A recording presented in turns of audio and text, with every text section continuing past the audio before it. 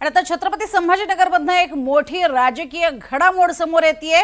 संभाजीनगरमध्ये शिवसेना भाजप युती करणार नाही अशी सूत्रांकडून माहिती मिळतेय। औरंगाबाद मध्यवर्ती बँक निवडणुकीमध्ये सेनेचे दोन्ही उमेदवार बाद ठरलेले आहेत आणि त्यानंतरची ही महत्त्वाची घडामोड आपण बघतोय। संभाजीनगरमध्ये शिवसेना भाजप युती करणार नाही अशी ही सूत्रांची माहिती आहे।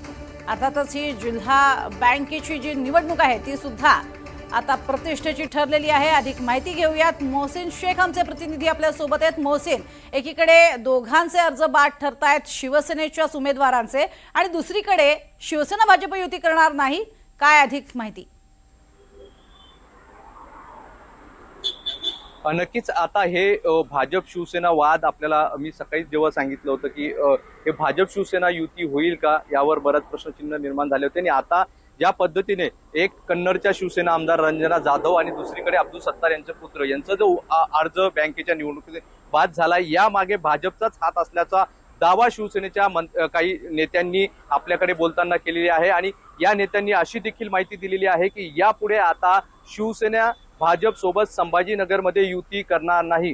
आम्ही प्रत्येक वेळेस मोठा भाऊ म्हणून भाजपला साथ देतो, भाजपची सोबत राहतो, मात्र प्रत्येक वेळेस आमचा गेम होतो, आमच्या सोबत खेळ केला जातो अशी प्रतिक्रिया शिवसेनेच्या नेत्यांची आहे। आणि आता जे दोन अर्ज बाद झालेले आहे, एक अब्दुल समीर म्हणजे जे सत्तारांचे पुत्र आहे आणि दुसरा रंजना जाधव ज्या शिवसेनेचे आमदार आहे, या विरोधात देखील शिवसेना अपील करणार आहे। आम्ही अशावरच थांबणार नाही, या विरोधात आम्ही अपीलात जाणार आहोत आणि या पुढे जाऊन एकनाथ शिंदे आणि मुख्यमंत्री देवेंद्र फडणवीस यांची भेट घेऊन या सगळ्या गोष्टी त्यांच्या कानावर घालणार असल्याचं देखील शिवसेनेच्या नेत्यांकडून सांगण्यात आलेलं आहे। एनडीटीव्ही मराठीशी बोलताना या नेत्यांनी आपली थोडंसं तुम्हाला थांबवतीये, स्वतः अब्दुल सत्तार आपल्या सोबत आहेत। अब्दुल सत्तार जी, प्रामुख्यानं आता युती होणार नाही म्हणताय आणि दुसरीकडे तुमचा आरोप आहे भाजपवर, काय तुमची पहिली प्रतिक्रिया? नाही, आरोपाचा प्रश्नच नाहीये। जे कारण दाखवून त्यांनी उमेदवारी अर्ज बाद केले त्याचा कदाचित तुम्ही एखादी इमारत भाड्याने दिलेली म्हणे बँकेला म्हणून त्याचा बेनिफिट होऊ शकतो पुढे। अरे बँक भाड्याने दिलेली, त्याला नोटीस दिली खाली करा, पण एकदम तर बँकवाले काही खाली करू शकत नाही निवडणूक लढायची म्हणे। इतकं एक कारण दाखवून त्याने काही क्षुल्लक कारणामुळे ते बाद केले। आता त्याची लढाई जी लिगल आहे ती पुढे कोर्टामध्ये जाईल आणि कोर्ट त्याच्यावर डिसाईड येईल। बरं, म्हणजे आता तुम्ही कोर्टात जाणार आहात? जावं लागेल ना। आपण एखाद्याला बिल्डिंग भाड्याने देणे त्यावेळेस ते डायरेक्टर नव्हते, आता त्यांना निवडणूक लढायची, त्यांनी त्या बँकेवाल्याला जिल्हा मध्यवर्ती बँकेवाल्याला नोटीस दिली की तुम्ही बँक खाली करा, मला निवडणूक लढायची। त्यांनी सांगितलं दुसरी व्यवस्था होईपर्यंत आम्ही कसं खाली करू? बँकवाल्याला, बँक शेतकऱ्याची बँक आहे, आपण त्याला एकदम ती खाली करता येत नाही ना। आणि तो काही पहिले त्याच्यामध्ये इतका क्षुल्लक कारण आहे का ते कारण याला जुळत नाही माझ्या माहितीप्रमाणे। मग आता काय निर्वाचन अधिकाऱ्यांनी निर्णय घेतला, आता त्या निर्णयाच्या विरुद्ध कोर्टात जाणार, कोर्ट त्याच्यावर अंतिम निर्णय घेईल। पण अब्दुलजी, आता विधान परिषदेची सुद्धा तुम्ही माघार घेतली आणि इथे सुद्धा अशा पद्धतीनं अर्ज बाद ठरतो, काय नेमकं म्हणायचं या सगळ्याला? आता काहीच म्हणायचं नाही, आता जरा वेट अँड वॉच। मला पूर्ण पहिले जजमेंट वाचून घेतो मी आणि त्यानंतर बाकीची तयारी होईल। पण मला वाटतं की ते कोर्ट त्याला न्याय मिळेल कोर्टामध्ये 100%। नक्की अब्दुलजी, पण हे सगळं करणार कोण आहे नेमकं? हे स्थानिक राजकीय नेत्यांकडून केलं जातं? आता तर निर्वाचन अधिकारी आहे आता समोर।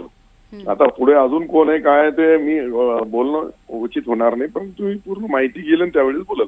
पण अब्दुलजी, वारंवार भाजपच घात करताय असा सुद्धा एक प्रकारे सूर आहे, सर्वच शिवसेनेच्या इतरही नेत्यांचा हा सूर आहे। आता काय जे आहे ही सर्व स्टोरी आम्ही आमचे उपमुख्यमंत्री महोदयाला बोलल, त्याच्यावरती काय बोलतात आणि त्यानंतर मी तुम्हाला अभिप्राय देईल। पण स्थानिक राजकारणामध्ये एक प्रकारे वारंवार डावलण्याचा, दाबण्याचा, बाजूला करण्याचा हा प्रयत्न होतोय असं म्हणायचं तुम्हाला?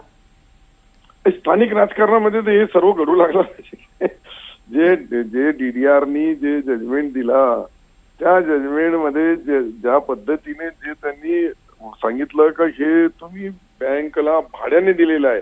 अरे बँकेला भाड्याने दिलेलं आहे, आम्हाला निवडणूक त्यावेळेस ते डायरेक्टर नव्हते। जो डायरेक्टर असतो तो बेनिफिट घेऊ शकत नाही, बरोबर आहे, पण त्यांनी तुम्हाला नोटीस दिली। आता नोटीस दिल्यानंतर लिगल बाजू आता कोर्ट तपासल आणि त्याच्यावर अंतिम निर्णय देईल।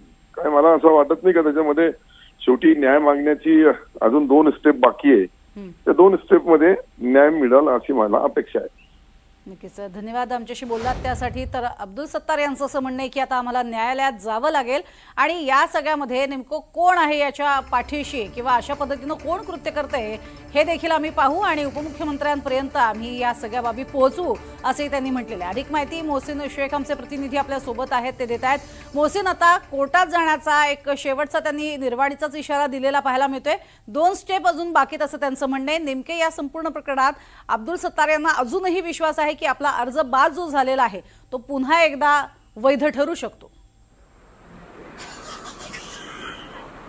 नक्कीच अब्दुल सत्तारांनी जी भावना व्यक्त केली तीच भावना आता शिवसेनेच्या नेत्यांकडून व्यक्त केली जाते. मी ज्याचा उल्लेख केला की काही शिवसैनिकांच्या नेत्यांनी आपल्याला जी माहिती दिली आहे त्यांनी सांगितलंय की भाजप जाणीवपूर्वक आमचे अर्ज बाद करतोय आणि त्यासाठी आता आम्ही यापुढे शिवसेना भाजप सोबत कोणत्याही प्रकारे युती करणार नाही. आम्ही आमची वैयक्तिक म्हणजे एकट्याने आता निवडणूक लढवणार असल्याची भूमिका शिवसैनिकांची शिवसेनेच्या नेत्यांनी आपल्याला बोलून दाखवलेली आहे. आज मुंबईत देखील या सगळ्या घडामोडीचे पडसाद उमटण्याची शक्यता आहे. आज हे सगळे महत्वाचे नेते एकनाथ शिंदेची भेट घेऊन हे सगळं प्रकरण त्यांच्यासमोर मांडणार असल्याचं देखील या शिवसेनेच्या काही नेत्यांकडून सांगण्यात आलेलं आहे.